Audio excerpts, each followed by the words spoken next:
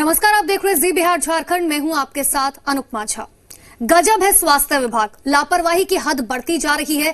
कल जमुई से तस्वीर आई, आज गोपालगंज से ठीक वैसी ही एक और तस्वीर सामने आई। दरअसल कोरोना जांच को लेकर बड़ी लापरवाहियां लगातार बढ़ती जा रही हैं। सुरक्षा मानकों को ताक पर रखकर कोरोना जांच के लिए सैंपल इकट्ठे किए जा रहे हैं। हम आपको गोपालगंज सदर अस्पताल की तस्वीर दिखा रहे हैं। जो शख्स कोरोना के लिए सैंपल ले रहा है उसने पीपीई किट भी नहीं पहनी, और तो और खुले में बैठकर कोरोना का सैंपल लिया जा रहा है। बिना सैनिटाइज किए मरीजों को कुर्सी पर बैठाया जा रहा है। ये हाल है स्वास्थ्य विभाग का, और दावा किया जा रहा है कि कोरोना से जारी लड़ाई में बिहार बढ़िया से लड़ रहा है। अगर इसी तरह से बढ़िया लड़ाई लड़ी जा रही है तो फिर भगवान ही बचाए जनता को, नर्स को, मरीज को, लैब टेक्नीशियन को और भी आसपास के तमाम लोगों को। तो देखिए, एक्सक्लूसिव तस्वीरें हम आपको दिखा रहे हैं। स्वास्थ्य विभाग की बड़ी लापरवाही देखिए। कल ही हमने आपको तस्वीर दिखाई थी और उसके बाद खुद स्वास्थ्य विभाग की तरफ से कहा गया था कि जांच जो है की जा रही है। अब एक और तस्वीर निकलकर सामने आई है गोपालगंज से, जहां पर देखिए जो सुरक्षा मानक तय किए गए हैं, चाहे वो सैंपल इकट्ठे करने के मामले हो या फिर पीपीई किट की बात हो, उनको ताक पर रखकर किस तरीके से सैंपल्स इकट्ठे किए जा रहे हैं हम आपको लगातार तस्वीरें दिखा रहे हैं।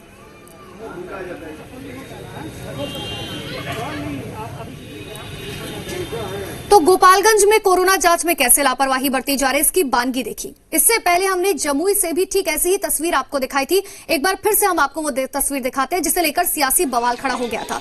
दो तस्वीर आपकी टेलीविजन स्क्रीन पर है। ये देखिए कल की जमुई की तस्वीर है, जहां बिना पीपीई किट पहने जो है सैंपल्स इकट्ठे किए जा रहे थे, और दूसरी तस्वीर हम आपको गोपालगंज की दिखा रहे हैं जो आज की है। हालांकि इस पूरे मामले को विपक्ष ने मुद्दा बना लिया। हालांकि जमुई के सिविल सर्जन ने किसी भी संसाधन की कमी को मानने से इंकार कर दिया था। अब गोपालगंज से जब ठीक वैसी ही तस्वीर सामने आई है, स्वास्थ्य विभाग को बताना होगा कि कहां चूक हो रही है और इसके लिए कौन जिम्मेदार है। तो देखिए, दो तस्वीरें आपको दिखा रहे हैं। स्वास्थ्य विभाग की बड़ी लापरवाही, जमुई और गोपालगंज की तस्वीरें।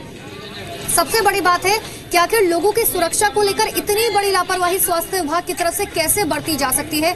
सबसे पहली बात कि बिना पीपीई किट पहने जो है सैंपल्स इकट्ठे किए जा रहे हैं। दूसरी बात, खुले में लोगों के सैंपल्स इकट्ठे किए जा रहे हैं। आसपास तमाम लोग मौजूद है। इतना ही नहीं, अब खतरा जो है, जो सैंपल ले रहा है, जो सैंपल दे रहा है, लैब टेक्नीशियन, नर्स, कितने लोगों को ऐसे में खतरा हो सकता है, ये सबसे बड़ी बात है। आप तस्वीरें देख ही रही है, बिना पीपीई किट पहने जो है सैंपल्स इकट्ठे किए जा रहे हैं। जबकि स्वास्थ्य विभाग की जो गाइडलाइंस है, कोरोना को लेकर जो गाइडलाइंस है, उसमें ये साफ तौर पर है कि अगर कोई भी शख्स सैंपल इकट्ठे कर रहा है तो उसको पीपीई किट पहनना अनिवार्य है।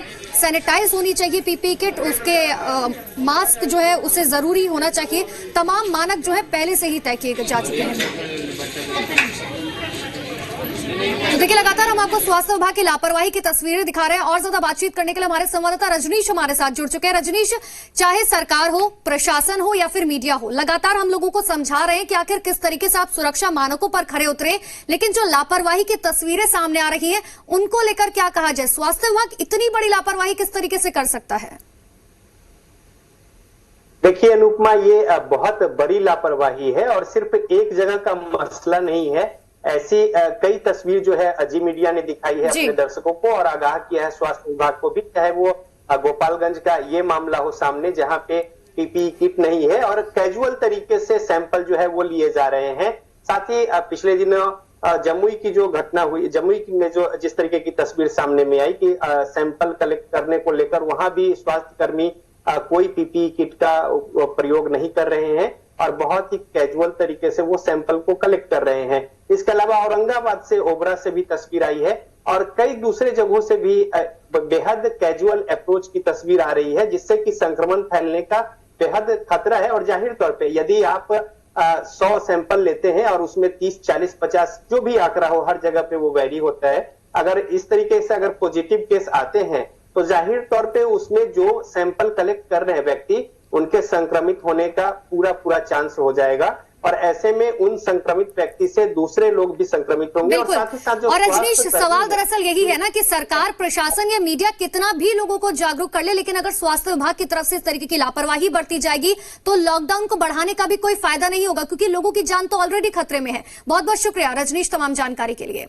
तो देखिए, लगातार हम आपको लापरवाही की हद की तस्वीरें दिखा रहे हैं। अब ऐसे में यह भी आपको समझाना जरूरी हो जाता है कि बिहार में जो है कोरोना का संक्रमण कितनी तेजी से फैलता जा रहा है। पिछले 24 घंटे में बिहार में 2525 नए संक्रमित मरीज मिले हैं। इसके साथ ही बिहार में कुल संक्रमित मरीजों की संख्या 1,06,618 तक पहुंच गई। 24 घंटे के अंदर कुल मिलाकर 1,07,727 सैंपल की जांच की गई। इतना ही नहीं, अभी तक 76,706 लोगों ने कोरोना को हरा दिया। 24 घंटे में 5 मरीजों की मौत हो चुकी है। अभी तक बिहार में 542 लोगों की कोरोना से मौत हुई। रिकवरी रेट की बात करें तो वो बढ़ जरूर गया है, 71.94% पर रिकवरी रेट बिहार के अंदर पहुंच चुका है।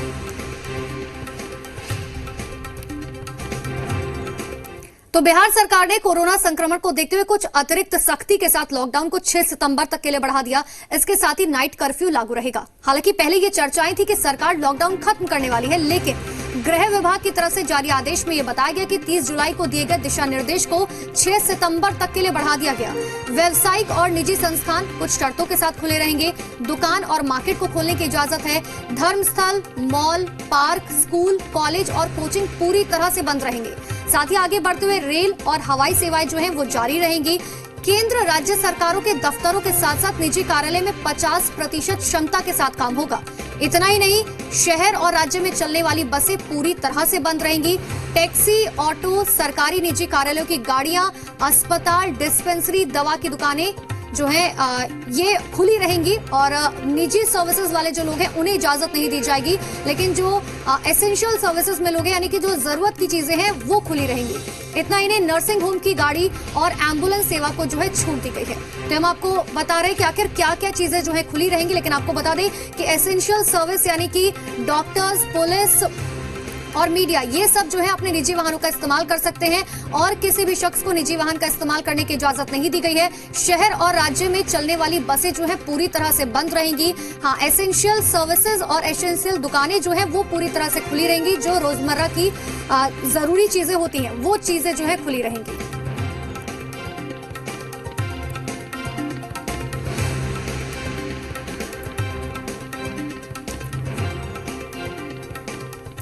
और चलिए अब बढ़ते हैं आगे। बेगूसराय और खगड़िया पर एक बार फिर से बाढ़ का खतरा मंडरा रहा है। दोनों जिलों की बॉर्डर पर चमराही बांध पर कटाव तेज हो गया। बूढ़ी गंडक के दबाव में बांध पर टूटने का खतरा मंडरा रहा है। इस खतरे को देखते हुए हजारों लोग जिला प्रशासन के साथ मिलकर बांध बचाने की कवायद में जुट गए। बखरी प्रखंड के चमराही बांध के निकट बूढ़ी गंडक में तेज कटाव से बांध का हिस्सा कटने लगा और इस सूचना के बाद सबसे पहले बखरी के अधिकारी मौके पर पहुंचे। बाद में जिलाधिकारी भी दल बल के साथ मौके पर पहुंचे, हालात का जायजा लिया। उधर एहतियात के तौर पर एसडीआरएफ की एक टीम बखरी पहुंच गई। फिलहाल बांध के कटाव को रोकने की कोशिशें जारी हैं। अगर कोशिशें कामयाब नहीं हुई तो खगड़िया और बेगूसराय के कई गांव जलमग्न हो जाएंगे।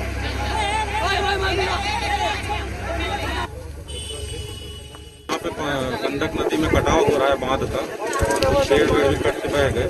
जैसे सूचना मिली यहाँ पे अंचलाधिकारी को, एसडीओ को और फ्लड कंट्रोल के अभियंता लोग यहाँ पे उसके बाद पहुँचे और ग्रामीणों के सहयोग से बचाव अधिकार यहाँ पे चल रहा है, क्योंकि हम लोग देख रहे हैं और उम्मीद है कि यहाँ पे इसको हम लोग कंट्रोल में कर लेंगे। तो बाढ़ से बिहार बेहाल है। हालात अभी ठीक नहीं हुए। सूबे के 16 जिले बाढ़ से प्रभावित हैं। सीतामढ़ी, शिवहर, सुपौल, किशनगंज, दरभंगा, मुजफ्फरपुर, गोपालगंज, पूर्वी चंपारण, पश्चिमी चंपारण, खगड़िया, सारण, समस्तीपुर, सीवान, मधुबनी, मधेपुरा और सहरसा जिला बाढ़ से प्रभावित है। इन बाढ़ प्रभावित जिलों के 130 प्रखंड की 1311 पंचायतों में बाढ़ का पानी घुस गया। कुल 81,56,000 की आबादी बाढ़ से प्रभावित हुई। तो वहीं 5,46,000 लोगों को सुरक्षित स्थानों पर पहुंचाया गया। बाढ़ प्रभावित इलाकों में सिर्फ 10 राहत शिविर का संचालन किया जा रहा है, जिसमें 12,670 लोगों ने शरण ली हुई है, जबकि बाढ़ प्रभावित इलाकों में 653 कम्युनिटी किचन का संचालन किया जा रहा है, जिसमें 5,30,000 से अधिक लोगों को भोजन दिया जा रहा है। अभी तक बाढ़ में डूबने से 25 लोगों की मौत हुई। तो वहीं राहत बचाव के काम में एनडीआरएफ और एसडीआरएफ की 33 कंपनियां जुटी हुई है। तो बिहार के 16 जिलों में बाढ़ का कहर जारी है। हाँ, कुछ इलाके हैं जहां से बाढ़ का पानी हालांकि निकलने लगा है, लेकिन हालात अभी भी ठीक नहीं हुए। वहीं सीमांचल के इलाके में पानी तबाही मचाने पर आमादा है। देखिए, बाढ़ ने सबसे ज्यादा तबाही दरभंगा में मचाई, लेकिन अब कई इलाकों से पानी निकलने लगा है। दरभंगा समस्तीपुर स्टेट हाईवे से बाढ़ का पानी उतर गया है, लेकिन खतरा अभी टला नहीं है। हाईवे पर कटाव की स्थिति बनी हुई है, जिसे बचाने के लिए पथ निर्माण विभाग जुट गया है। आपत्ति निवारण विभाग की तरफ से प्रयास किया जा रहा है। आप मेरे पीछे देख सकते हैं किस तरह से चदरा लगा करके, ईंटा डाल करके, और साथ ही साथ इसको किसी भी तरह इस सड़क को बचाने का प्रयास किया जा रहा है। वहीं सीमांचल के फारबिसगंज के पूर्वी भाग में बाढ़ ने भारी तबाही मचाई। सड़क और पुल पर बने डायवर्जन पानी में बह गए हैं।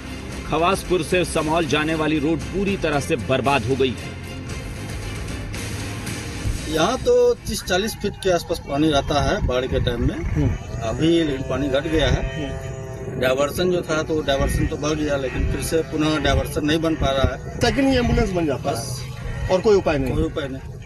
तो इलाके के लोगों के लिए सिर्फ अभी एकमात्र साधन 2 चक्का वाहन ही है, क्योंकि डायवर्जन नहीं रहने के कारण यहाँ 4 चक्का गाड़ियों का आवागमन पूर्णतः बंद है। मुजफ्फरपुर के सकरा प्रखंड को पातेपुर वैशाली से जोड़ने वाली सड़क टूट गई। बाढ़ के पानी से रहीमपुर रक्सा गांव के पास सड़क टूट गई है। इसके चलते इस रोड पर आवागमन बाधित हो गया है। बावजूद इसके लोग जान जोखिम में डालकर बाढ़ के पानी में पैदल आर पार हो रहे हैं। वहीं सड़क के टूटने से लोगों का सकरा प्रखंड मुख्यालय से संपर्क भी टूट गया है। सारण जिले के पानापुर में एक बार फिर बाढ़ का खतरा बढ़ने लगा है। गोपालगंज के देवापुर में टूटे सारण बांध की मरम्मत नहीं होने से यह खतरा मंडरा रहा है। दरअसल गंडक बराज से छोड़े गए पानी से एक बार फिर जल स्तर में बढ़ोतरी दर्ज की गई है। सारण गोपालगंज सीमा पर SH 90 पर जो पानी उतर गया था, एक बार फिर से हाईवे पर पानी चढ़ने लगा है। लाखों की आबादी परेशान है। जिला प्रशासन का दावा है कि लोगों को पका पकाया भोजन और अन्य इंतजाम जो है कि राहत के इंतजाम किए जा रहे हैं, लेकिन लोगों का आरोप है कि जिला प्रशासन के द्वारा किए जा रहे तमाम इंतजाम जो है नाकाफी साबित हो रहे हैं, और यही कारण है कि लोगों का आक्रोश जो है बढ़ता जा रहा है। कैमरा पर्सन मनोज के साथ राकेश कुमार सिंह, जी मीडिया, छपरा। तो कोरोना काल में शराब तस्करों ने तस्करी का नया रास्ता ढूंढ लिया है, लेकिन अब उसका भी भंडाफोड़ हो गया। दरअसल सैनिटाइजर के नाम पर शराब की तस्करी की जा रही थी, लेकिन इस खेल के उत्पाद विभाग ने भंडाफोड़ कर दिया। उत्पाद विभाग की माने तो कुरियर के जरिए शराब मंगाई जा रही थी, लेकिन ठप्पा सैनिटाइजर का होता था। लेकिन उत्पाद विभाग ने सारे खेल को उजागर किया। इस मामले में 2 लोगों को गिरफ्तार किया गया, साथ ही 4 लाख से अधिक की अवैध शराब को उत्पाद विभाग ने जब्त किया। गिरफ्तार शराब तस्करों ने पूछताछ में इस बात को माना कि वो लंबे वक्त से बिहार में शराब तस्करी का काम कर रहे थे। दोनों आरोपी की गिरफ्तारी के बाद पूछताछ में कई लोगों का नाम सामने आया, जिसके बाद 10 लोगों के खिलाफ मामला दर्ज किया गया। आधार पे हम लोग टीम का गठन कर उस पैकेज को पकड़ा, और उसके साथ जो आदमी पकड़ाया है तो उसने बताया कि वहाँ से या दिल्ली से सैनिटाइजर के नाम पे पार्सल किया जाता है यहाँ पर, और यहाँ से इस पार्सल को और दूसरे जगह पहुँचा दिया जाता है, जिसमें एक व्यक्ति की गिरफ्तारी हुई है। कुल 8 पैकेट में 169 लीटर 560 ml शराब पकड़ाया है।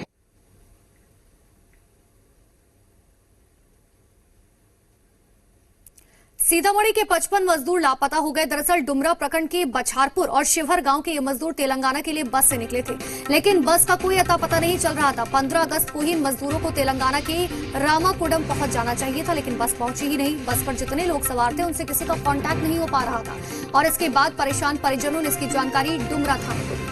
फिलहाल जो जानकारी मिल रही है उसकी माने तो तेलंगाना में बाढ़ की वजह से किसी इलाके में बस फंस गई। इस वजह से अभी तक वो मंजिल पर नहीं पहुंचे। सभी मजदूर NTPC में मजदूरी का काम किया करते थे।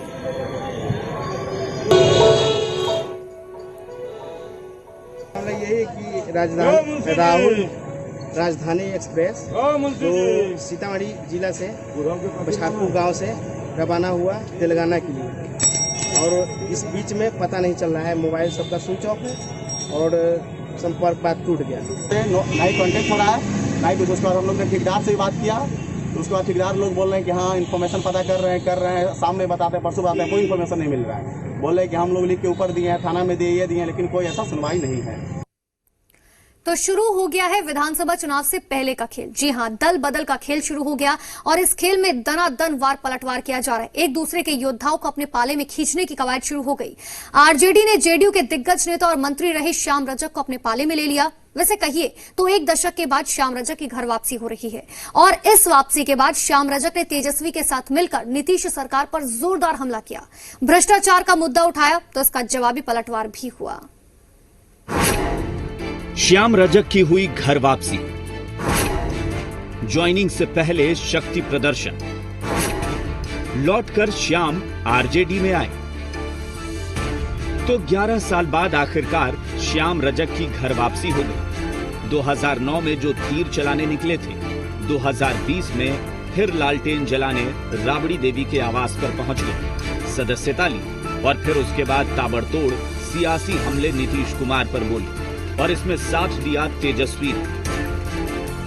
बिहार के कोई ऐसा थाना नहीं है जहाँ दलितों के साथ हत्या, बलात्कार, उसके साथ छिड़कानी नहीं हो रही। विकास का वही स्थान, बात करते हैं बड़ी बड़ी बात, बजट बनता है 2 लाख करोड़ की बात करते हैं, खर्च होता है 11%। नीतीश कुमार जी केवल अपनी सत्ता के लिए, अपने कुर्सी के लिए ना कोई विचार रह गया, ना कोई नीति रह गई, ना कोई सिद्धांत रह गया। हर चीज में उन्होंने कॉम्प्रोमाइज किया।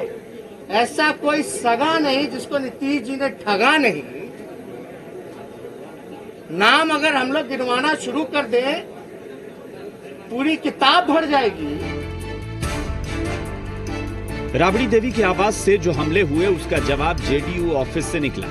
कल तक जो श्याम रजक की तारीफ करते थे, आज उनके खिलाफ बोलने से नहीं चूके। जिनके कार्यकाल में दलितों का नरसंहार हुआ था, जिसने दलितों को पंचायती राज में हिस्सेदारी देने से मना कर दिया, दलितों को पार्टी के अंदर में विधानमंडल में हिस्सेदारी अब तक नहीं दी, जो परिवारवाद के लोग हैं, जिन पर 420 का आरोप है और भ्रष्टाचार के तो कुल शिरोमणिये है। हमने तो फ्यूज ट्यूबलाइट मान ही लिया था, इसलिए कल ही उनको मंत्री परिषद से उनको बर्खास्त कर दिया गया। पार्टी से भी 6 वर्षों के लिए निष्कासित कर दिया गया। प्रदेश अध्यक्ष ने खुद बयान दिया कि पिछले 6 महीनों से उनकी एंटी पार्टी एक्टिविटी बहुत ज्यादा प्रचलित हो रही थी। आरजेडी वर्सेस जेडीयू के बीच सियासी कुश्ती पर उनके सहयोगी दलों की भी नजर है। वो भी अपने साथियों के समर्थन में मैदान में उतरे हैं। अब वो स्वतंत्र हैं जहां जिस पार्टी में जाए, लेकिन चुनाव है, लिहाजा आप इस तरह की खबरें सुनेंगे और ये संबंधित पार्टियों का अंदरूनी मामला है। इस पर बहुत कुछ टिप्पणी करना मेरे लिए संभव नहीं है। जन विरोधी काम नीतीश सरकार कर रहा है, पिछड़ा विरोधी नीतीश कुमार काम कर रहा है, दलित विरोधी काम नीतीश कुमार जी कर रहे हैं। आज जो आवाज उठाते हैं उनके खिलाफ, जो सच की लड़ाई लड़ते हैं, उनको नीतीश कुमार जी दरकिनार करते हैं। तो चुनावी दंगल से पहले दल बदल का खेल जारी है। आरजेडी भी अपने दांव चल रही है तो जेडीयू भी इसमें पीछे नहीं है। लेकिन इस खेल का विनर कौन होगा, ये जनता बताएगी। इंतजार कीजिए। देखना दिलचस्प होगा कि श्याम रजक यादव का साथ कब तक निभा पाते हैं। मीडिया पटना। विधानसभा चुनाव से पहले दल बदल के खेल में एक दूसरे को पटकनी देने की हर संभव कोशिश की जा रही है। कहिए कि एक के बदले 3 वाले अंदाज में राजनीति का खेल खेला जा रहा है। जब श्याम रजक लालटेन चलाने निकले तो दूसरी तरफ लालटेन छोड़ 3 विधायक तीर चलाने जेडीयू ऑफिस पहुंच गए। यानी तो डाल डाल तो मैं पात पात का दांव खेला जा रहा है। और इसी दौरान आरजेडी छोड़ जिन विधायकों ने जेडीयू का दामन संभाला, उन्होंने आरजेडी पर जमकर अपनी भड़ास निकाली और रही सही कसर जेडीयू के पुराने दिग्गजों ने पूरी कर दी। बिहार चुनाव से पहले दल बदल का खेल शुरू। आरजेडी के 3 विधायकों का तीर चलाने का फैसला। बिहार में एक के बदले 3 वाली राजनीति। तू एक तोड़ेगा तो हम 3 तोड़ेंगे। जी हां, जेडीयू ने यही किया है। आरजेडी ने श्याम रजक को खींचा तो जेडीयू ने आरजेडी के 3 विधायकों को अपने पाले में खींच लिया। मैं 3 बार एमएलए भी बनी, लेकिन जब ये जो चुनाव हुआ आपका 2015 का, उसके बाद से लगा नहीं कि मैं इस पार्टी की एमएलए हूँ। तो वो तो 4 साल पहले मुझे निष्कासित कर सकते थे, लेकिन उन्होंने नहीं किया इतना दिन तक। जब मैं पार्टी ज्वाइन करने वाला था, जनता दल यूनाइटेड, तो जानबूझ के कल मुझे निष्कासित किया गया। आज उपेंद्र कुशवाहा करके अपने को प्रचार कर रहे हैं, लेकिन उपेंद्र से उपेंद्र कुशवाहा किसने बनाया?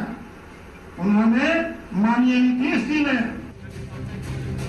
तीनों विधायकों ने इस दौरान आरजेडी पर जमकर अपनी भड़ास निकाली और जो कसर बाकी रह गई उसे जेडीयू के पुराने दिग्गजों ने पूरा किया। कभी 2/3 बहुमत बिहार विधानसभा में किसी पार्टी को नहीं आया, लेकिन श्री नीतीश कुमार के नेतृत्व में 2010 में 2015 में 2 बार 2/3 बहुमत। ये कोई मामूली बात नहीं है जन समर्थन का। जिस दल में ये मेंबर थे, जिस दल से जीत के आए थे, वहां पर गरीब का सिर्फ नाम लिया जाता है, गरीब का काम वहां से होने वाला नहीं है। तो वहीं जेडीयू और आरजेडी के सहयोगी इस दल बदल को अपने अपने चश्मे से देख रहे हैं। आरजेडी का डूबती नैया है, आरजेडी का चल चलंती की बेला है। लोग समझ रहे हैं कि पिछली बार नीतीश कुमार के बलबूते पर इतने 80 विधायक जीत कर करके आए थे। अब जो लोग भाग रहे हैं उनको लग रहा है कि आरजेडी के सहारे हम नैया को पार नहीं लगा सकते हैं। जेडीयू में जो है उनका तो दुर्दशा हो रहा है। हमारे अशोक चौधरी को ले गए, उनको एमएलसी का टिकट काट दिए। एक दलित नेता हमारे यहाँ से चले गए इतने बड़े, उनको भी अपमानित किया। दूसरा श्याम रजक जी निष्ठा से काम कर रहे थे, उनको भी अपमानित कर रहे हैं। तब जेडीयू उनके में जो जा रहे हैं उनका वो अपना भविष्य अंधकार में लेके जा रहे हैं। तो दल बदल के खेल में आंकड़ों के हिसाब से तो बाजी जेडीयू के पास रही, एक के बदले 3 को साथ ले गए। लेकिन इससे कितना फायदा मिलेगा, ये बड़ा सवाल है। नीरज कुमार और श्रवण कुमार, उन्होंने भी इनका स्वागत करते हुए विकास में इनकी भागीदारी में अहम भूमिका होगी, ये आश्वासन और शुभकामनाएं दी और विपक्ष पर जमकर निशाने साधे। कैमरामैन निशांत के साथ रजनीश, जी मीडिया, पटना। और इसी के साथ फिलहाल खबरों में इतना ही। देखते रहिए जी बिहार झारखंड। नमस्कार।